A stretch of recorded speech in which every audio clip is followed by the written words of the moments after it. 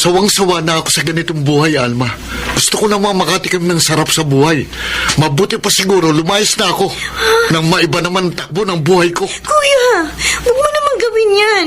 Baka mapahamak ka lang.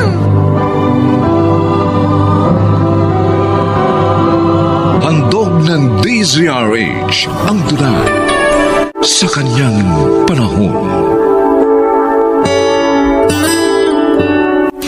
Mainam sa tao ang may pangarap, lalo na sa kabataan, sapagat ito'y mag-uudyok sa kanila upang magsikap. Mga kaibigan, narito po at ating pakinggan ang naging karanasan ni Irwin sa ating dunang sa kanyang panahon.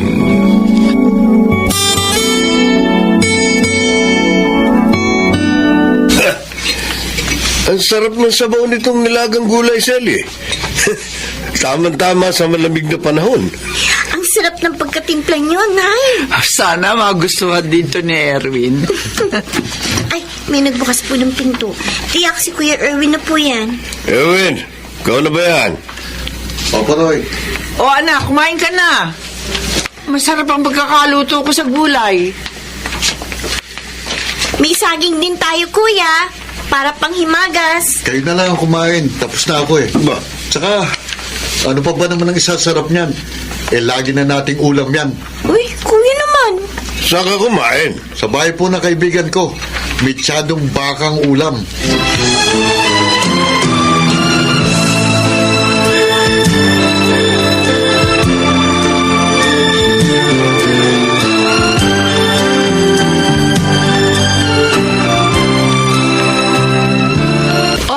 Ayan. So, yun na lang yung cellphone. Totoo, Lian? Oo. Ganda pa nito ah. Bakit ipinamimigay mo na? Ayoko na eh. Sawa na ako. Ganun lang? Oo. Friend naman kita. Kaya sa'yo ko na lang binigay. Salamat ah. Iba talaga kapag may magandang trabaho, mabibili ang lahat ng gusto. Bakit? Wala ka bang trabaho dito? Pangingisda at pagsasaka lang ang madalas na trabaho ng mga binata rito. Naku, sayang naman ang itsura mo kung mangingisda at magsasaka ka lang. Alam mo bang pwede mong pagkakitaan ng malaki yung itsura mo? Kasi nga gwapo ka. Ha? Oo. Paano? Makinig ka, sasabihin ko sa'yo ha. At kapag pumayag ka, yayaman ka!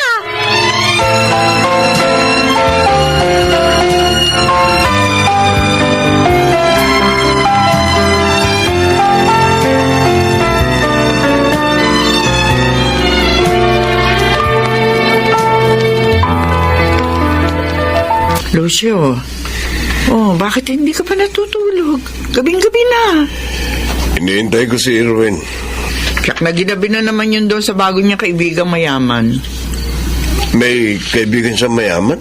Sabi niya. Pero malayo dito yung bahay. Yun nga nagbigay na maganda niyang cellphone. Ay, nako. Anak nating yun, naiinggit sa mga kabinataan dito na may magagandang gamit. Nagsasawa sa hirap. Pero ayaw naman niyang magsikap upang umasenso. Napapansin ko rin yun eh. Hindi siya dapat ganoon. Dahil hindi darating ang biyaya kung hindi siya gagawa. Kausapin natin siya, Lucio. Ipaalala natin yun sa kanya. Lagi naman natin ginagawa yun. Kaya nga madalas, naiinis na siya. Kahit na, Lucio. Hindi pa rin tayo dapat tumigil sa pagpapaalala sa ating anak.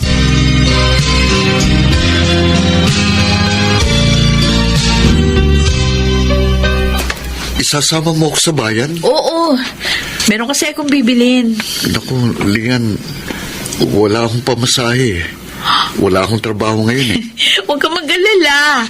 Akong bahala sa gastos. Pamimeriendahin pa kita. Talaga? Oo. O sige ba, gusto ko nga rin makapamasyal eh. Iba talaga kapag maraming pera, no? Nakakapaglibre. Pwede ka rin naman magkapera kung gagawin mo yung sinasabi ko. Pwede kaya talaga ako, Lian? Oo. At may alam akong tao na makakatulong sa'yo.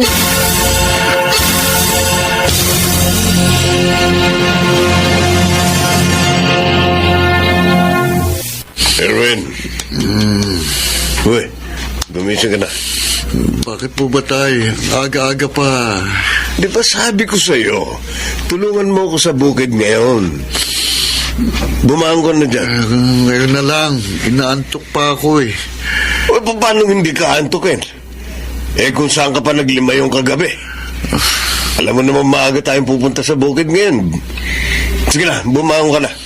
Bago pa ako magalit ng tuluyan sa'yo. Sige po. Kasar naman. Alam naman niyang ayokong magsaka. Pilit pa rin ng pilit.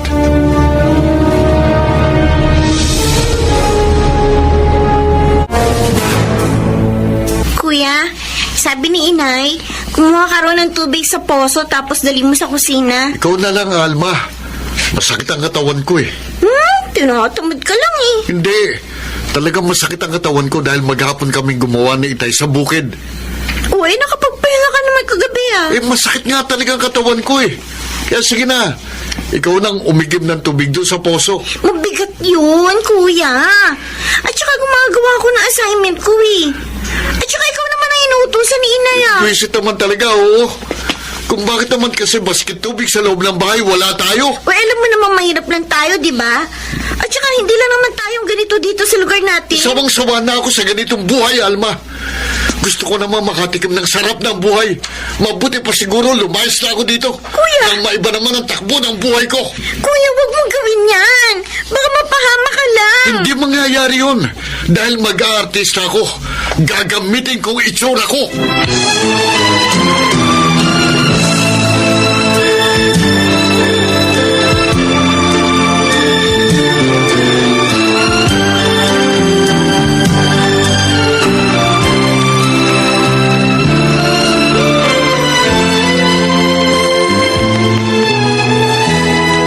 My darling! Buti naman dumating ka na! May kasama ka palang pogi. Oh, siya yung sinasabi ko sa'yo na friend ko, Mama Dina. Si Erwin. Erwin, ang nagbibigay ng swerte sa akin, si Mama Dina. Hello po. Hello din, pogi. Gwapo naman pala talaga itong friend mo, Lian. Sabi ko naman sa'yo iba ang taste ko sa kaibigan. Ibig mo sabihin, Lian, lahat ng kaibigan mo, gwapo? O syempre, di ako nakikipagkaibigan sa pangit, ano? Sige na, Lian. Mag-beauty rest ka na sa room mo, ha? At ako nang bahalang mag-interview. Okay. Dito sa poging friend mo.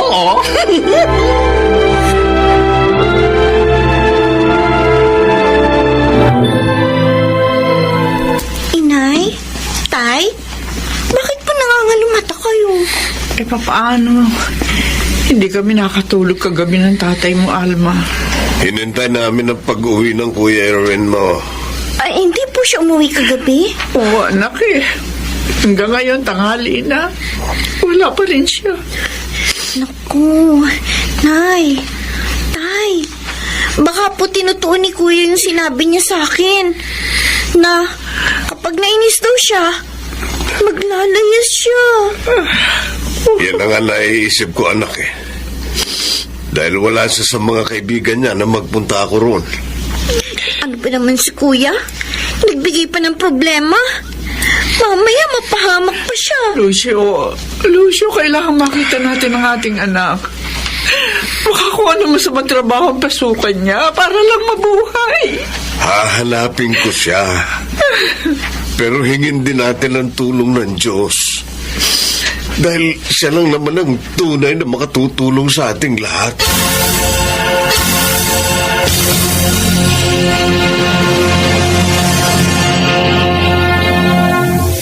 Dina, ang gaganda ng mga damit at sapatos na binili mo para sa akin. Lahat branded. Ngayon lang ako makapagsusuot ng ganito. Maraming salamat, ha. Okay lang yan, Erwin. Basta ba, magiging mabait at masunurin ka sa akin, ha? Higit pa rin ang makukuha mo. Lalo na kapag artista ka na. Talaga bang tutulungan mo akong maging artista? Of course! At ako magiging manager mo. Excited na ako, Dina. Pero, may kailangan ka munang gawin ngayon. Ha?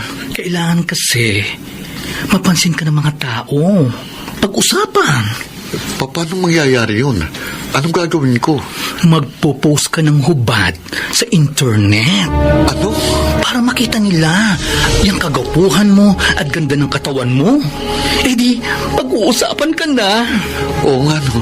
At hindi lang yun ang gagawin mo, ha? Dapat, bongga ang post mo. Para pagkaguluhan ka, maging ng mga producer. May iba pa akong gagawin? Yes, Irwin. Gagawa ka ng sex video. Tapos ilalagay sa internet? Natural. Kaya nga kukunan kita habang ginagawa mo yon. Pero teka, mapapahiya ako sa maraming tao. Huwag mo silang pansinin. Ang importante, maging bongga ang pag-enter mo sa showbiz nang sumikat ka. At para mangyari yon, dapat ipakita mo na materialis puertes ka. Pati yung, alam mo na, ducks, as in, dako! Sandali dito ka muna sa sala Aayusin ko lang ang lugar na gagamitin natin. Pati na ang camera. Diyan ka lang Hindi. Ayokong gawin yun. Baka kapag nakita yun ni Inay Titay, mamatay sila sa kahihiyan.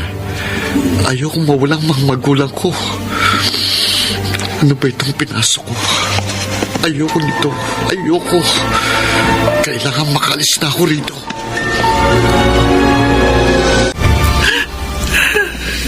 Umiiyak ka na naman, Sally. Ilang araw na wala ang panganay natin, Lucio. Hindi natin alam kung nasaan na ba siya. Ano na nangyayari sa kanya? Lucio, sobra ako nag-aalala kay Erwin. Ako rin naman nag-aalala sa kanya. Kaya nga sabi ko sa iyo na isama natin siya sa ating mga panalangin sa Diyos. Dahil ayokong may masamang mangyari sa kanya. Nay? Sige. Oh, Erwin, anak, salamat at nagbalik ka. Inahitay. Patawarin niyo po ako. Naging padalos-dalos ako, kaya muntik na po ako mapahamak. Ako, Diyos ko. Bakit, anak? Anong nangyari sa iyo? Nakakilala po ako ng isang tao na tutulungan daw akong maging artista. Yung pala, gusto kong pagawin ng sex video para i-post sa social media. Ano? Buti hindi ka pumayag, anak. Kaya ka ba narito ngayon? Opo, naalala ko po kayo, Itay, Nay, at ang kahiyang sasapitin natin. Kaya dali-dali po akong umalis sa bahay niya. Sorry po. Pangako, lagi ko na pong susundin ang mga pangaral niyo. Magiging kontento na po ako sa kung anong meron tayo. At magsisikap upang umasenso sa buhay.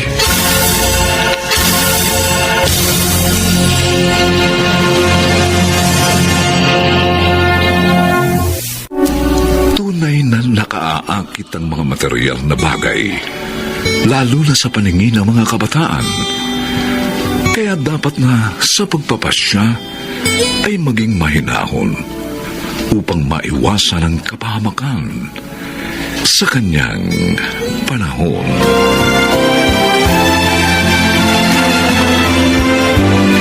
Mga nagsiganap, Phil Cruz, Lionel Benjamin, Susan Robles, Chiquit del Carmen Amor, at Rosana Villegas. Special sound effects, Jerry Mutia. Technical supervision, Bong Muyar at Eric Lucero. Musical scoring, Buboy Salonga. Ang kasaysayang ito ay mula sa panulat ni Thelma Corporal Alcantara. At sa pinagsamang direksyon ng inyong lingkod, June Martin Legaspi at Bobby Cruz. Sa kanyang panahon.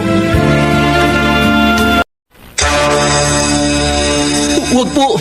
Maawa po kayo sa akin, Lolo Aldo. Ayoko po makulong sa presinto. Kung ganon, ano ang dahilan ng gabi-gabi mong pagbabantay sa labas ng silid ni na Arnal at Marilyn? Pinagpaplanuhan mo silang nakawan at pagkatapos papatayin? Magsalita ka, Angelito! Magsalita ka!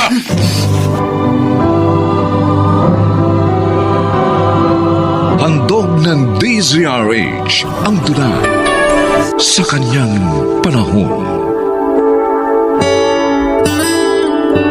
Ang paglilingkod sa kapwa ay nagmumula sa tunay na pagmamahal at pagmamalasakit sa mga taong binigyan natin ng pagkakataon at direksyong tulungan. Mga kaibigan, tunghayan natin ang naging karanasan ni Marilyn sa ating dulang sa kanyang panahon.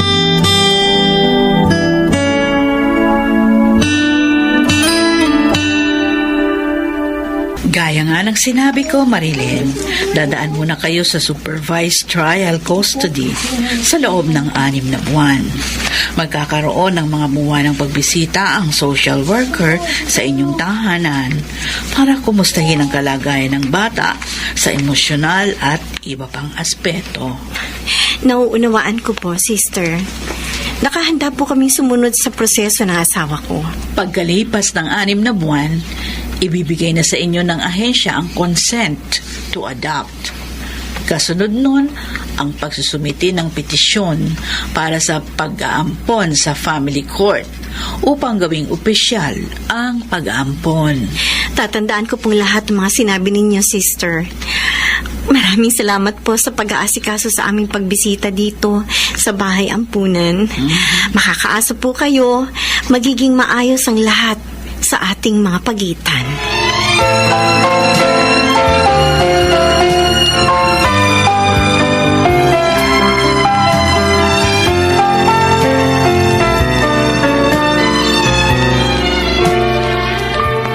Angelito? Kayo po yung bumisita sa akin dito sa ampunan nung nakaraang buwan. Oo. Ano, handa ka na bang sumama sa amin sa magiging bagong mong tahanan? Opo. Kung handa na rin po kayong tanggapin ako. Aba, siyempre, oo. Ako nga pala si Arnel, ang magiging daddy mo. Daddy Arnel? Pwede po bang yun ang itawag ko sa inyo?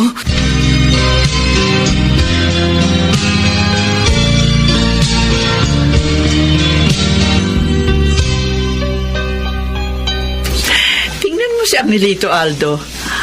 Abay, parang walang kapaguran. Pagkatapos magligpit sa kusina, dito naman sa sala naglilinis.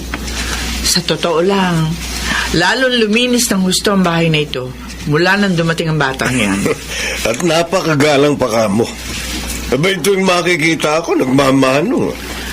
Ako, Aldo, aminin ko, nagdagdag din ang tuwa sa puso ko ang pagdating dito ni Angelito. Napakagaan ang loob ko sa bata. Sana nga maging maayos sa mga bagay-bagay sa pagtira niya rito. Kung ang mag-asawang Marilyn at Arnel lang, wala siya magiging problema sa mga bago niyang magulang. Pero paano kung sa panig ni Angelito magkaroon ng problema? May ibig ka bang sabihin, Aldo?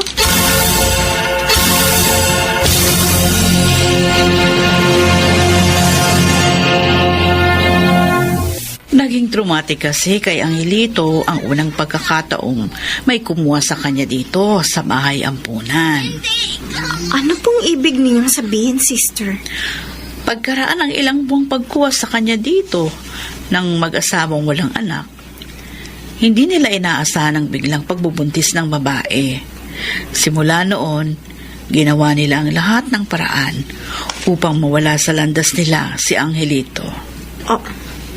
Upang mawala sa landas nila si Angelito? Oo. Iniligaw nila si Angelito, iniwan sa isang lugar na hindi pamilyar ang bata.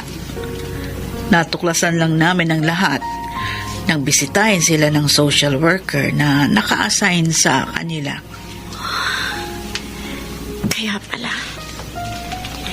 Kaya pala binabantayan kami ni Angelito gabi-gabi sa aming pagtulog. Na kahit sandali, ayaw niyang mawala kami sa kanyang paningin dahil natatakot siyang muling maabandona gaya kanyang naging karanasan sa mga unang umampon sa kanya.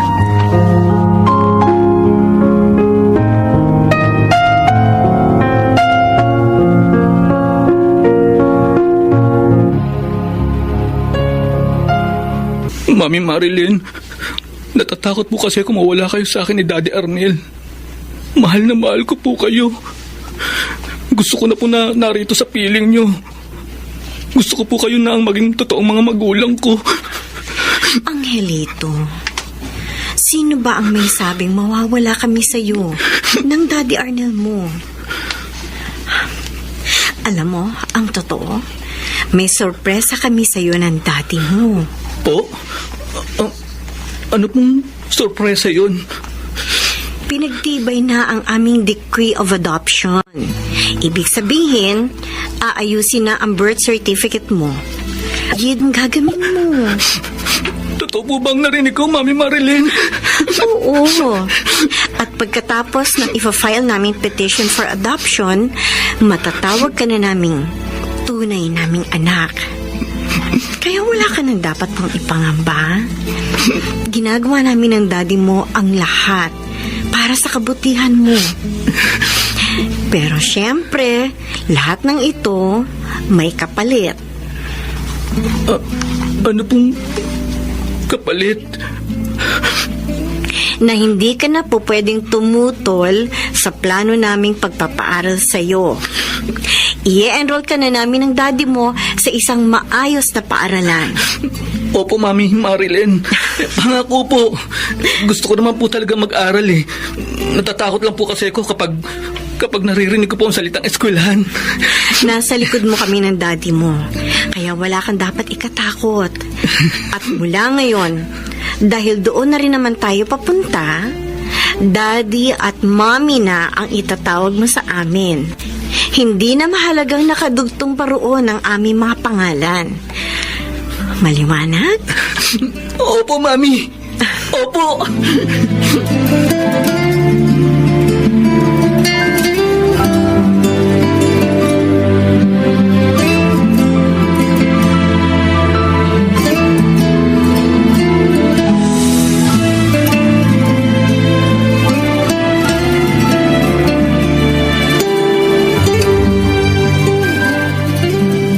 Nalampasan na ni Angelito ang kanyang mga problemang emosyonal at mababang pagtingin sa sarili. Opo, Itay. At malaki rin pong naitulong niyo ni Inay sa kanyang mga pagbabago dahil sa pagmamahal at atensyong ibinigay niyo rin sa kanya. Inaamin ko, may isang pagkakataong nagkamali ako ng paghusga sa kanya. Ako man po, Itay. Nagkamali ako ng pag-unawa sa kanyang mga kilos. Ang mahalaga, hindi tayo sumuko sa kanyang sitwasyon. Muli natin na ibalik ang interes niya sa buhay, laban sa mga bagay na labis na nakaapekto sa kanyang kasalukuyan.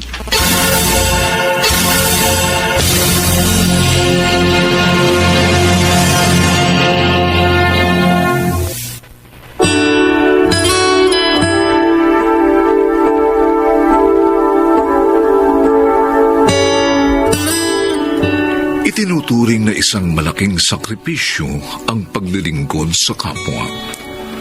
Ngunit hindi dapat kaligtaan na kapag kinalingan natin at tinugunan ang pangangailangan ng iba, tayo ay naglilingkod din sa nasa itaas na ating Ama sa kanyang panahon.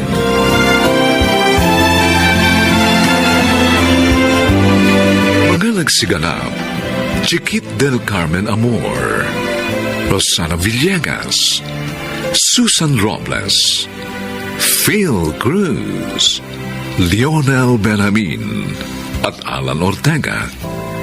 Special Sound Effects, Jerry Mutia. Technical Supervision, Bong Buyar at Eric Lucero. Musical Scoring, Buboy Salonga. Ang kasaysayang ito ay mula sa panulat ni Sel Barlam at sa pinagsamang direksyon ng inyong lingkod June Martin Legaspi at Bobby Cruz. sa kanyang panahon.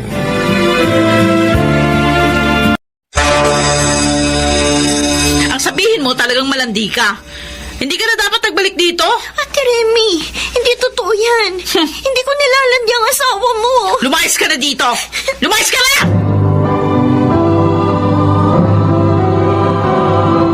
Handog ng DZRH ang dula sa kanyang panahon. May mga taong sila na nga ang may kasalanan, ay sila pa ang matapang. Ito po ang naging karanasan ni Janine sa ating dulang sa kanyang panahon.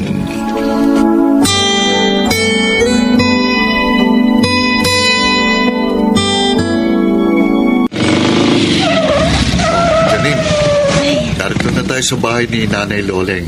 Oo nga, Kuya Romel. Salamat sa paghahatid mo sa akin, ha. Kung di mo ko tinulungan, malamang hirap na hirap ako bago makarating dito. Alam ba ni Nanay Loleng na darating ka ngayon? Oo, Kuya. Ah, Palagay ko nga, kanina pa niya ako hinihintay eh. Ay, halika, tumuloy ka muna para makita ka niya.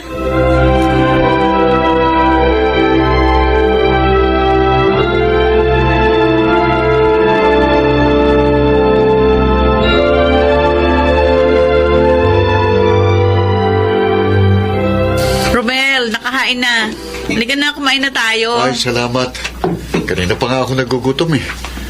Ayoko lang kumain doon kina Nanay Loleng. Ay, mabuti talaga. Hindi ka kumain doon. Dahil kapag ginawa mo yun, magagalit ako sa'yo. Bakit naman? Tatanong mo pa? Ang pinsan ko ang una mong niligawan, di ba? Hindi ka nga lang niya sinagot. Natural.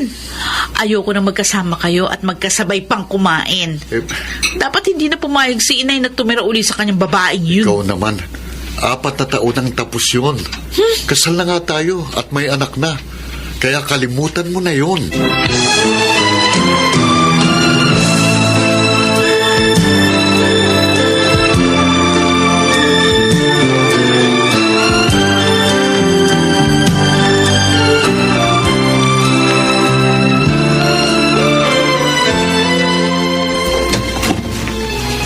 Ay, Ate Remy, mabuti naman napasyal ka dito.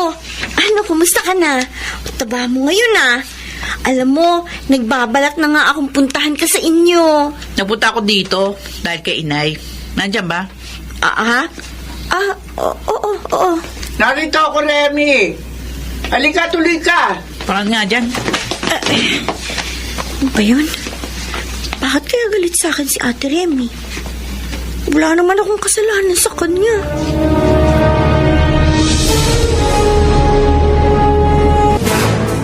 Pamangkin. Parang malalim ang iniisip mo, ah. Naalala ko lang po si Ate Remy.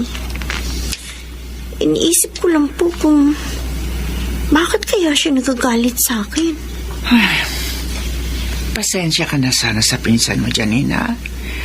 Siguro kaya ganun, dahil nagsaselo siya sa'yo. Po? Dahil nga ikaw ang unang niligawan ni Romel, di ba?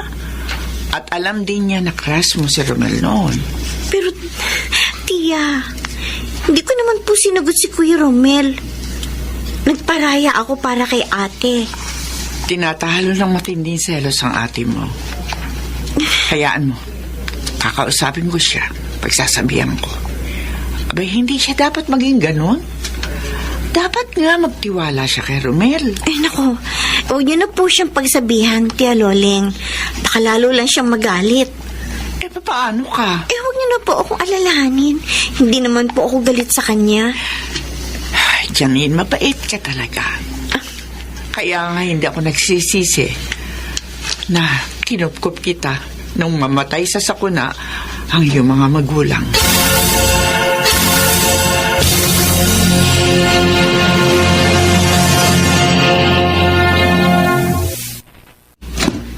Ay, salamat. Bakit ngayon ka lang? Ha? Gabing-gabi na. Pasensya na, Remy. May umariklas sa tricycle ko eh. Malayong lugar, kaya ginabay ko. Kuya, sinungaling ka? Aray ko. Bakit mo ako sinampal? Alam ko niloloko mo ko. Siguro nakita kayo ni Janine, ano? Aminin mo. Praning ka. Nagtatrabaho ko. Oh, Paano kami magkikita ng pinsan mo? At saka wala kaming relasyon. sinungaling ka! Kapag nahuli ko kayong dalawa, maghahalo ang balat sa tinaluban!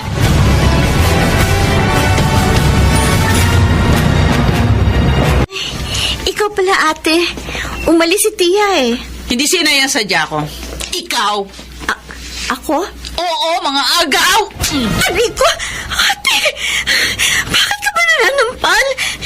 Hindi ko naman inaagaw si Kuya Romel. Huwag ka na magkaila! Nakita ko kayo, masaya nag-uusap kanina.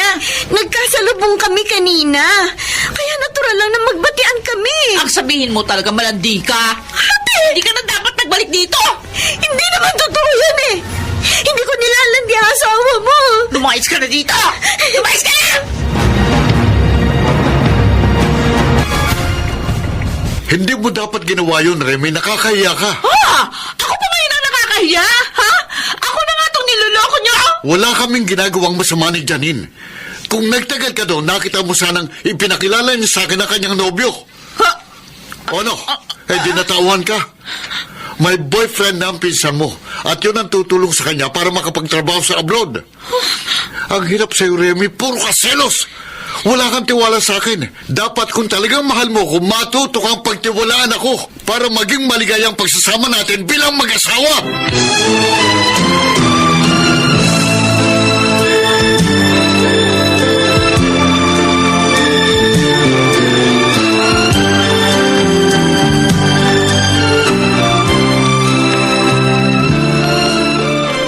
Janine, pamangkin. Pasensya na, ha? Hindi ko na kayo maihahatid sa airport. Ay, kung bakit naman kasi ngayon pa sumumpong to pasaway na rayuma ko? Okay lang po, Tia. Kasama ko naman po si Gary. Siya nga naman po, Tia Loleng. Ako na po ang bahala kay Janine. Ako, salamat, Gary. Janine, Po, ako na humihingi ng paumanhin sa mga ginawa sa iyo na yung pinsan, ha? Pasensya na talaga. wag niyo na pong alalahanin yun. Alam niyo, aaminin ko po.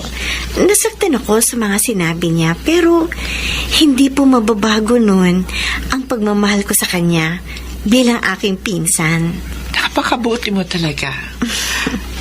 Pagpalain ka naman ng Diyos.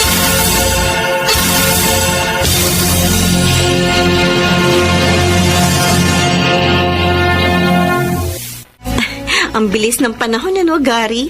Parang kailan lang, kadarating lang natin dito sa Japan. Ngayon, pauwi na tayo. Oo nga, Janine. Pauwi na tayo. At magpapakasal na.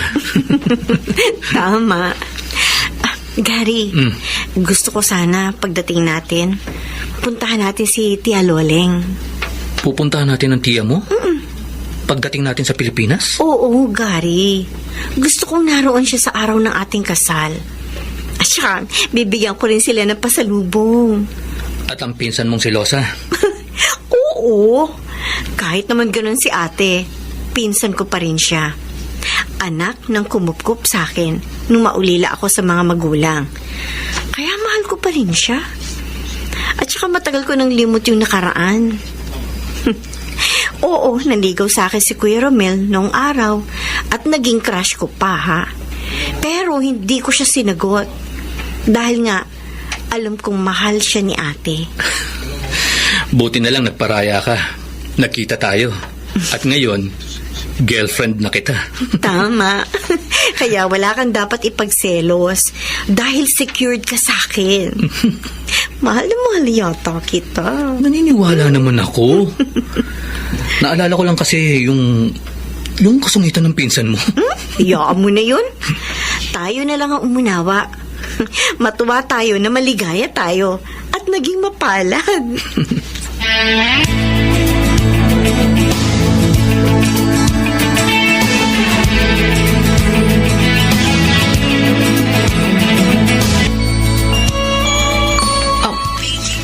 Janine?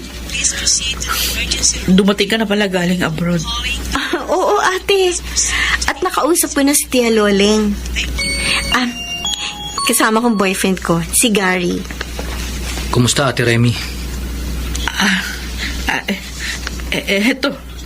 Kapapanganak lang. puno ng problema. Ay, sinabi sa amin ni Tia ang nangyari. Wala palang trabaho ngayon si Kuya. At problema pa ninyo ang bayad dito sa ospital. Dahil nasisaryan ka pala. Oo. Oo huwag ka nang umiyak. Baka makasama pa yan sa'yo. Ate, huwag ka nang mag-alala.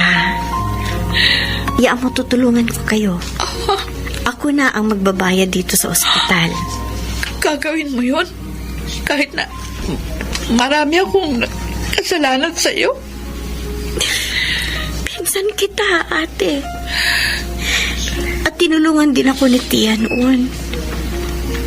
Kaya, ngayon, hayaan yung tulungan ko kayo. Salamat, Janine. Napakabuti mo. Patawarin mo ko dahil pinagselosan kita at pinalayas pa sa bahay ni Inay. Tagal na kitang pinatawad, Ate Remy. Ay, tungkol nga pala kay Kuya Romel.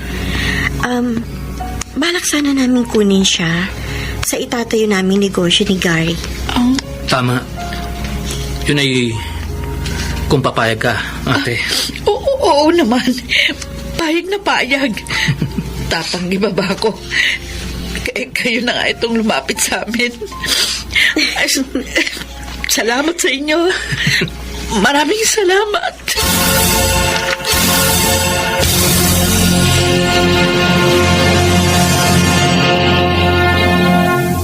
Mabuwal man ang may mabuting puso, siya'y kanyang itatayo. Kabutihan niya'y magniningning sa kanyang panahon.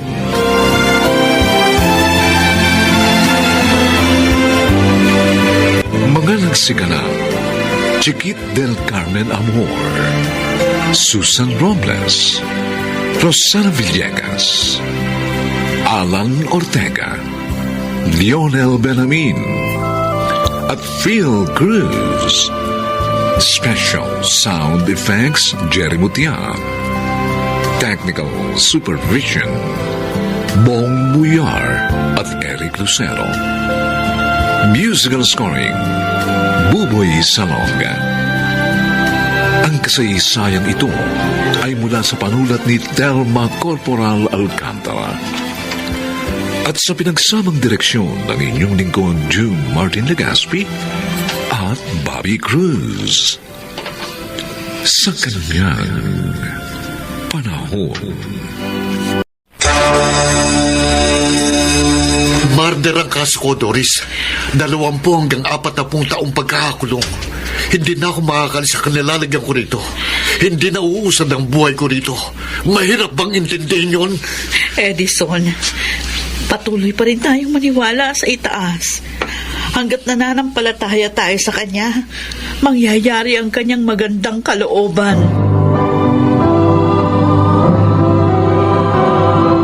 Handog ng DZRH ang tula sa kanyang panahon. Ang pagbibigay ng buong pagtitiwala sa buhay sa kabila ng mga pangit na karanasan ay ang pinakamatibay na sandalan upang malampasan ang mga hadlang at makamit ang tagumpay. Mga kaibigan, narito po ang naging karanasan ni Edison sa ating dulang sa kanyang panahon.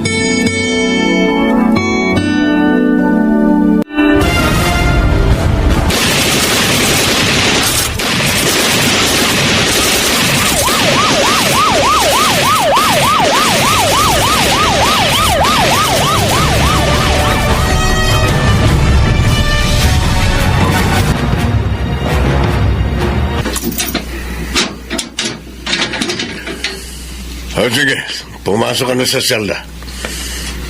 Ngayon, napatunayan mo na hindi dapat inilalagay ang batas sa sarili mga kamay. Pinatay niya ang aking ama dahil lamang sa hindi pagsunod sa kanyang baluktot at patakaran sa mga manggagawa sa pier. Kung 10 man ang buhay niya, 10 beses ko rin siyang papatayin. Oh. Ang ganda pa naman ng profesyon mo. Isa ka palang mahusay na photographer. Lagi talaga nasa huli ang pagsisisi, ano? Kung magsisisi ba ako sa ginawa kong pagpatay sa malupit na head checker na yun sa pier, mapabago pa ba noon ang kapalaran ko rito sa loob ng kulungan? Warden, isa na akong kriminal. Oh. Habang buhay na kriminal.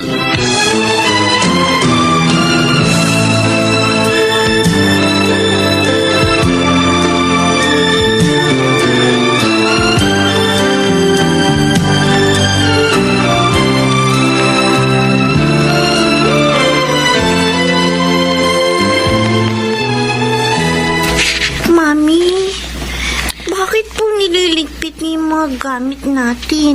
Kasi doon na tayo titira sa Lola Celia mo. Oo, Apo. Sama-sama na tayo roon sa malaking bahay. Tayo ng mami mo. At saka para mabantayan kita sa mga araw na papasok sa trabaho niya sa bangko ang mami mo. Pati po si Daddy. Aba, siyempre. Kapag nakalipat na kayo ng mami mo ron, saka naman susunod sa inyo ang daddy mo. Ang mabuti pa siguro, anak, ilagay mo na rin lahat yung mga laruan mo sa malaking bag na nasa kwarto mo, ha? Para mamaya, bibit-biting ko na lang yon kapag umalis na tayo. Okay po, Mami. Ako na pong bahala sa mga toys ko. O, sige na, Apo, ha? Takbo ka na doon sa kwarto mo. Para madali din ang pag-iimpake namin ng mami mo. Opo. Ang mahirap sa sitwasyon namin ngayon mag-ina. Paano ko sasagutin yung mga itatanong pa ni Hazel tungkol sa daddy niya? Lalo na kapag hindi na talaga niya nakita. Sa pagkakapatay sa lolo niya. At sa pagkakakulong naman ni Edison sa City Jail. Pareho tayo nawala ng mabubuting haligi ng tahanan. Ang sakit-sakit, inay. Kung bakit may mga taong tinik sa dibdib ng kanilang kapwa. Mga taong mapagsamantala. Inaabuso ang kabutihang loob ng iba. Hanggang kailan ba nila guguluhin ang mundo para lang sa kanilang kapakanan?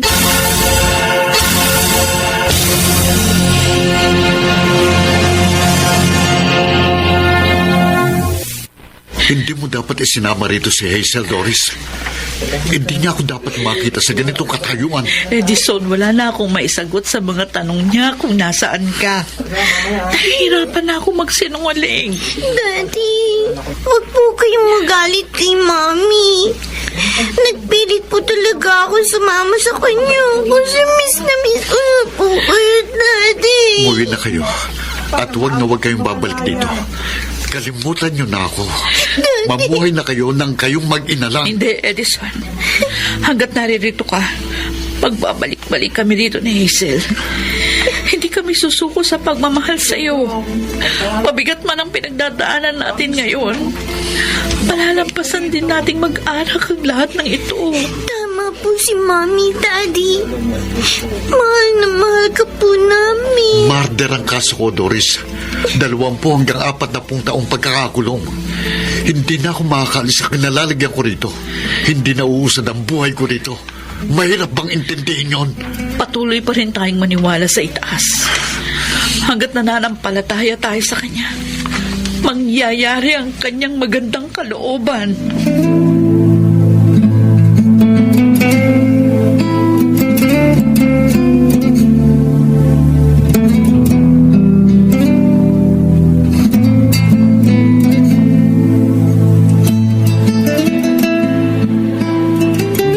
Sir,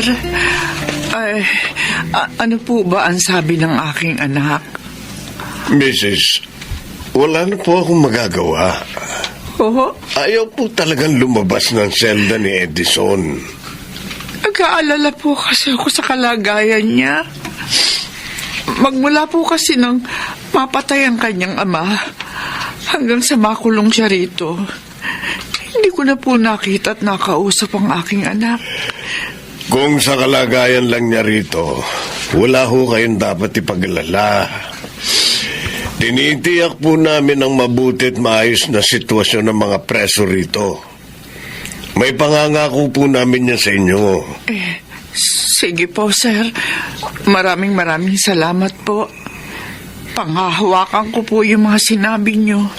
Sa ngayon nasa kakulangan pa ng pagtanggap sa mga nangyayari sa kanyang sarili ang anak nyo. Pero sa huli, matutuklasan din niya na ang sarili niya ang pinakamalupit na humuhusga sa mga nagaganap sa kanya. Kaya bigyan muna natin siya ng panahon.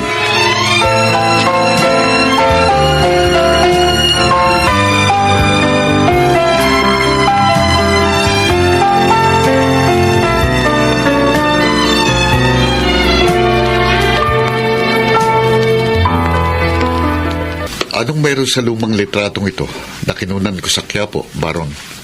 Ito. Sobrang may lamang cash. Pero hindi ko alam kung magkano, Edison. Ano nga?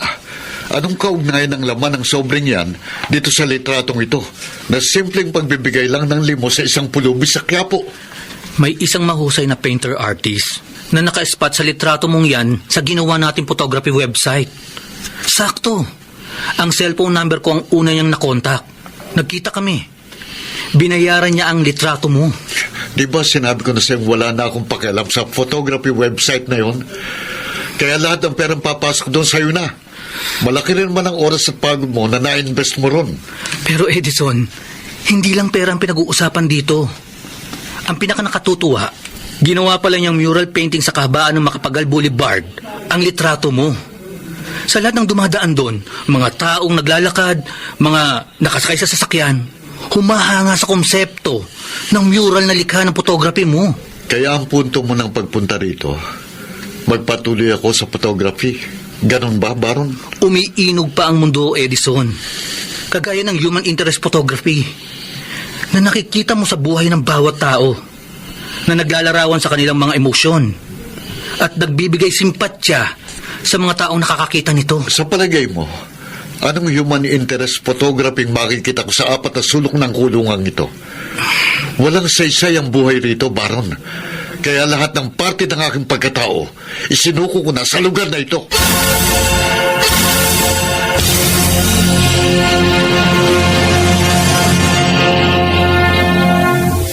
Bah, di kalidad pa itong camera mo, Edison? Mukhang madaling gamitin dahil may kompletong kontrol sa pagtuon at pagkakalantad ng iyong subject. Alam po ninyo, Warden, hanggang ngayon hindi pa rin ako makapaniwalang papayagan niyo kung kumuha ng human interest photos dito sa loob ng kulungan. Pero tandaan mo, may mga restriction pa rin at kailangang masuri mo ng lahat ang mga ilalabas mong retrato. Opo, Warden. Talaga naman pong kayong unang-unang makakita ng mga subject ko. Nakita mo yung isang preso na hinahagisan ng mga tirang pagkain ng mga anak niya na nasa labas. Oho. Mula sa mataas na pader ng kulungan. Araw-araw niyang ginagawa yun.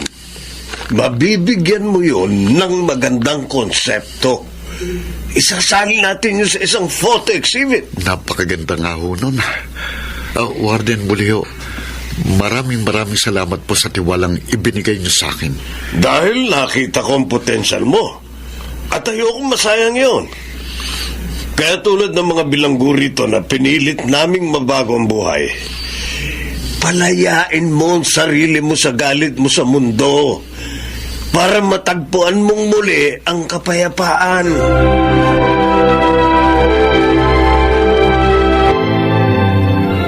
Talaga po, Lola? Isasama po ako ni Mami sa pagdalaw ngayon kay Daddy? Oo, Apo. Kabilin-bilinan kasi ng daddy mo na huwag kang hindi isasama. Dahil miss na miss ka na raw niya. Yay! Mayayakap! Saka mahalikan ko na rin ang Daddy ko. Miss na miss ko na rin po siya, Lola. Oh, siya. Eto na yung backpack mo. Nandiyan na lahat ang kailangan mo. Yung panyo, tubig, biskwit, saka candy, saka lang mahilo ka sa biyahe. Opo. Basta ano man ang mangyari, Apo, ha? Huwag kang hihiwalay sa mami mo kapag nasa labas kayo, ha? Kumapit kang mabuti sa kamay niya. Opo, Lola. Tatandaan ko po lahat yung mga sinabi ninyo.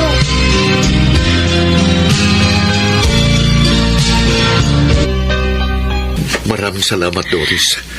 Ang hindi mo pagsuko sa mga pagsubok na dumating sa atin ang nagbigay sa akin ng panibagong pagtitiwala sa hinaharap.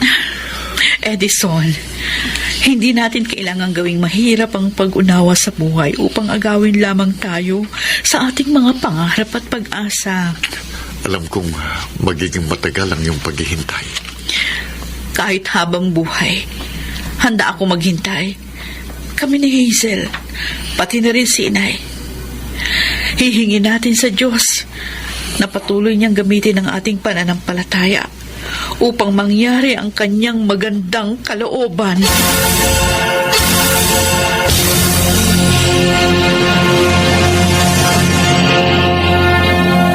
Hindi kailanman huli kung ano ang maaari mo pang ihandog sa iyong buhay pagkatapos ng isang masalimuot na nakaraan.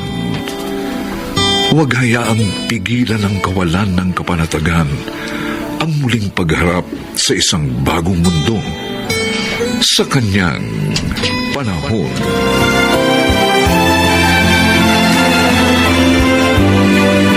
Mga nagsiganap: Phil Cruz, Alan Ortega, Lionel Benjamin, Susan Robles, Rosana Villegas, at Chiquit del Carmen Amor. Special sound effects, Jerry Mutia. Technical supervision, Bong Muyar at Eric Lucero. Musical director, Buboy Sanoga. Ang kasaysayang ito'y mula sa panulat ni Sel Barnum at sa pinagsamang direksyon ng inyong lingkod June Martin Legaspi at Bobby Cruz sa kanyang panahon.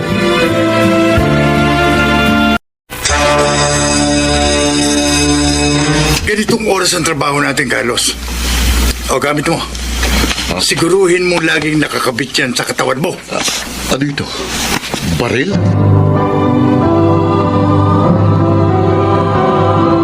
Handog ng DZRH ang tula sa kanyang panahon. Patungo sa isang buhay na may kapayapaan ang pagpili sa pagtahak sa tuwid na landas ng pamumuhay. Dahil ang mga gagawa ng isang taong matapat, mananatili kailanman. Mga kaibigan, narito po ang naging karanasan ni Carlos sa ating dunang sa kanyang panahon.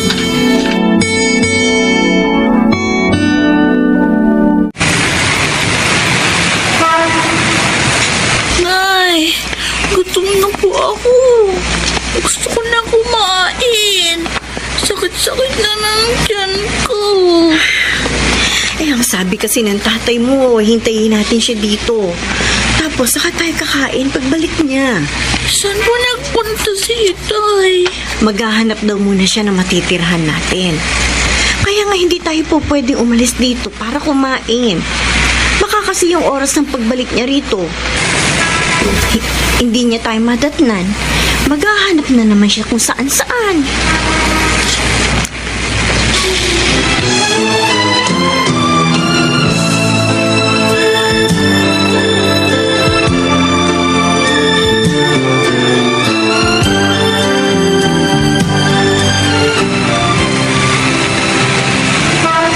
Lagay pala, bagong salta kayo dito sa Maynila ng pamilya mo, pare. Oo, pare. Alam mo na, paghanap kami ng swerte rito sa Maynila. Ang totoo, naghanap nga kami ng matutuluyan. Uy, sakto pala nagkakilala tayo dito sa Binida. May alam kasi kung paupahan eh. Ha? 2,000 lang. Tara, nawa ka sa akin. Naku, paano ba yan? Saktong 2,500 lang ang pera ko eh. Baka naman pwedeng 2,000 na lang. Pangkain pa kasi namin mag-anak yung 500 matitira eh. Sige. Pakikausapan na lang natin yung may-ari. Ha? Bait naman yan eh. Naku, salamat. Salamat sa kabutihan mo, pare.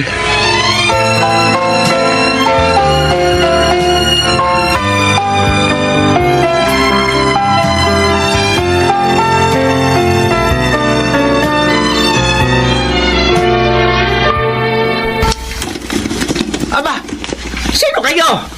Anong ginagawa niyo rito sa kwarto ko? Kami ho ang umuupa rito. Paano kayo uupa rito? Ako ang tunay na may-ari ng kwartong to. Kaya kung ayaw niyo, ipabarangay ko kayo. Hala, sige na. Alis! Pero kababayad lang ho ng mister ko sa upa sa isang lalaki. Kausap po niya kanina lang sa Avenida. Wala akong pakialam kung kanino Poncio Pilato pa nagbayad yung asawa mo. Ngayon, kung ayaw mo, kalad ka rin kung kayo mag-inapalabas at mamahay ko. Layas! Bilis! Nay, kala ko po dito na tayo titira. Hindi ko rin maintindihan ang nangyayari, anak. Siguro, hintayin na lang natin dumating ang tatay mo sa labas. Napapagod na ako. Kanina pa po tayo palaboy-laboy. Wala nang dumating tayo dito sa Maynila.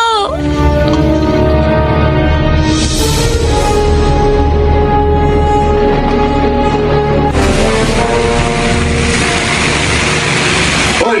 Sandali! Ako, yung bagong saltang lisang ako kanina sa Avenida, namukan ako ah. Balik ka. Sabihan ako. Kala mo matatakasan mo ko, ah. Pinalayas ka mag-ina ko sa paupahang itinuro mo. Kaya ibalik mo 2,000 ko. Teka. Kalma ka lang, okay? Pasensya na. Pero, babagatian na namin ang mga kasabot ko yung pera mo eh. Pero pare, nabanggit mo kanina, naghahanap ka rin ng trabaho, di ba? Oo. Pwes, tanggap ka na. May trabaho ka na. Ha? Anong trabahong tinutukoy mo?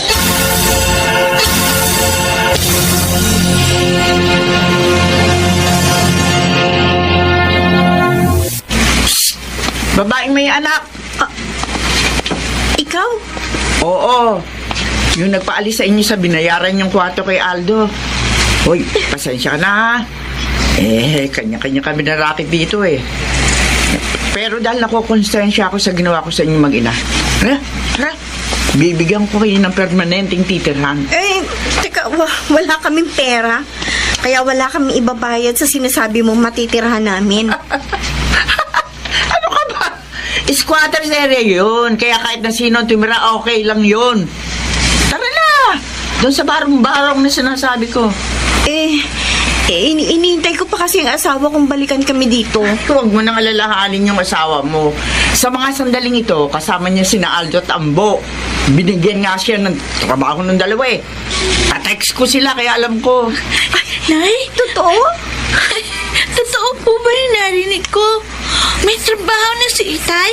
At saka, meron na tayong matitirahan? Oo, bata. Kaya hindi na kayo magpapalaboy-laboy dito sa Avenida.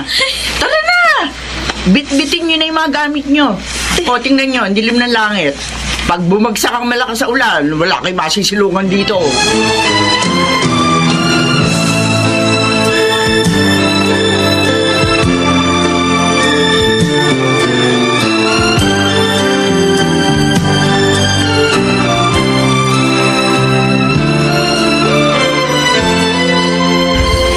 Totoo ba sinabi ni Aldo na marunong ka magmaneho? Oo. Dati kasi akong driver ng truck ng gulay na dinideliver namin sa iba't ibang palengke sa mga probinsya. Kaya nahasa akong magmaneho. Ayos. Ano ba? May driver na tayo. Alas na tayo problema. Ha? Teka. Kung ipagmamaneho ko kayo, saan ba palaging destinasyon natin? Wala tayong destinasyon. Ha? Basta maneho ka lang ng maneho.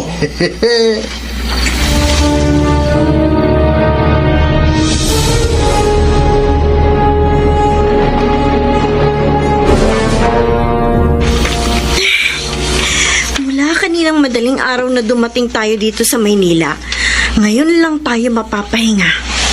Nawawala na nga ako ng pag-asa kanina eh.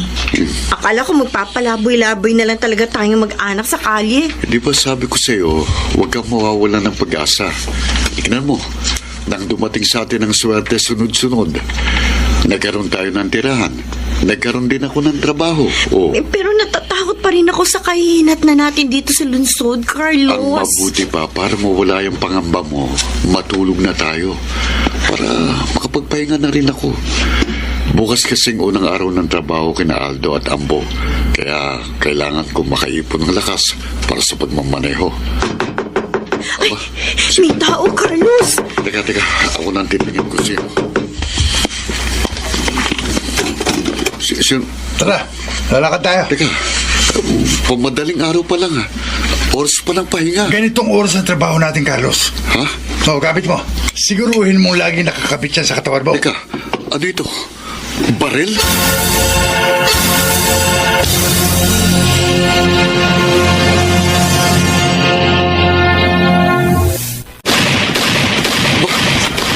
Mga putok ng baril yun ah. Mula sa kinaroroonan ni Aldo at Ambo. Aldo! Teka, Dali mo! Yan bag ng pera, ingatan mo! Oo, kasunod mo ka po. Bilisan mo! Doon na tayo sa sasakyan magkita! Carlos, sige na. Ha? Patakbuhin mo na sa sasakyan. Dali! pero teka, ano yung narinig ko mga putok ng baril kanina? Huwag ka na marami pang tanong. Basta paandarin mo sa sasakyan, tapos! Oo, sige.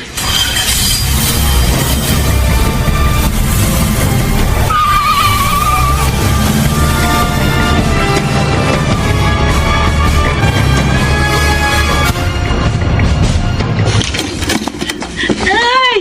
Ay! Mabuti dumating kayo. Si Aling Carlota po. Pilit niya akong sinasama. Saan mo dadali ng anak ko, Carlota? Bakit hila-hila mo siya? Eh, di ibebenta ko sa kasa. Ay, lagay. Walang kapalit yung pagpatira ko sa inyo rito. Ano kayo? Sinuswerte? Bitiwan mo anak ko, Carlota! Aba, kung ayaw mo masaktan, bitiwan mo si Angel! Makakasa ka pa, ha? Para naman kaya mo ko. Oh, Ayaw mong bitiwan ang anak ko? Ha? Ha? ay, Gusto mo itara ko to sa leeg mo? Itong lansetang ito? sandali. May hawak kang 29. Baka tulak ka ng demonyo. Ay, Oo! Dala ko to araw-araw dahil wala akong tiwala sa mga kilos mo! Ngayon, bitiwan mo anak ko! Bitiwan mo!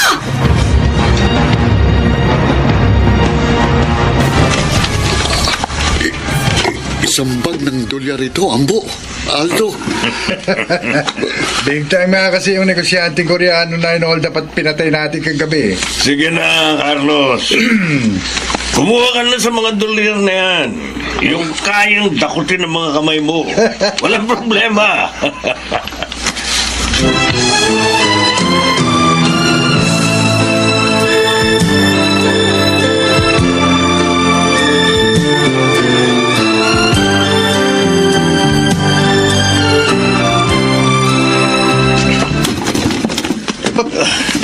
Lintek. Wala na rito si Carlos at ang mag-ina niya. Amo! Tingnan mo! Yung mga dolyar, nagkalat sa sahig. Saka yung baril na ibinigay ko sa kanya, nandito rin, oh. Isa lang ang ibig sabihin nito, Aldo. Iniwan niya ang parte niya, saka yung baril na yan. Dahil may plano siyang ikanta tayo sa mga alagad ng batas. Relax ka lang, Ambo.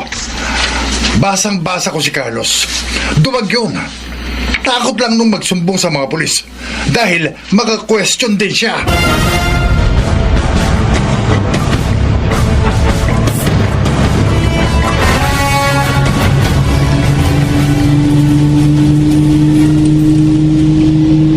Oo, Belen. Duwag ako. Duwag ako sa masamang gawaing maglalagay sa buhay nating mag-anak sa panganib. Dahil kahit kailan, hindi ko hinangad ang maraming salapi kapalit ng ating dangal. Ituring na lang natin bangungot ang mga dinanas natin sa lungsod, Carlos. Ang mahalaga, pabalik na tayo ngayon sa probinsya.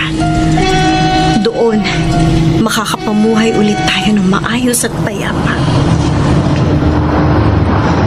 Nay, bakit po huminto yung bus na sinasakyan natin? Oo nga, Carlos.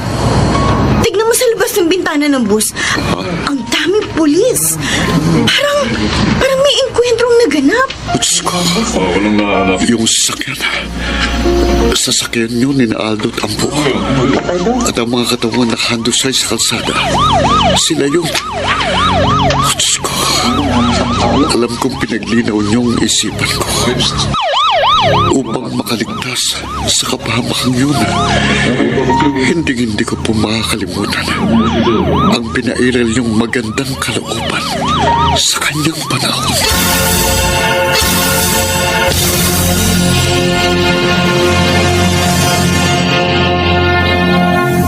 Sa tuwina, ang tanong na maaari ba nating pagpasyahan ang mga bagay-bagay sa pamamagitan ng ating mga sarili lamang at mamuhay ayon sa ating mga kagalakan? Hindi natin alam ang mangyayari sa hinaharap.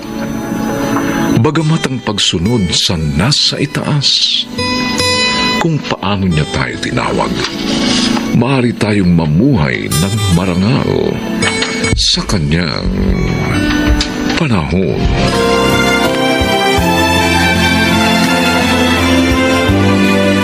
Mga nagsiganap: Phil Cruz, Bobby Cruz, Lionel Benjamin, Chiquit del Carmen Amor, Rosana Villegas, at Susan Robles. Special Sound Effects, Jenny Mutia. Technical Supervision, Salvador Bong Muyar at Eric Lucero. Musical Scoring, Buboy Salonga. Ang kasaysayang ito'y mula sa panulat ni Sel Barlam. At sa pinagsamang direksyon ng inyong lingkod, June Martin Legaspi at Bobby Cruz. Sa kanyang panahon.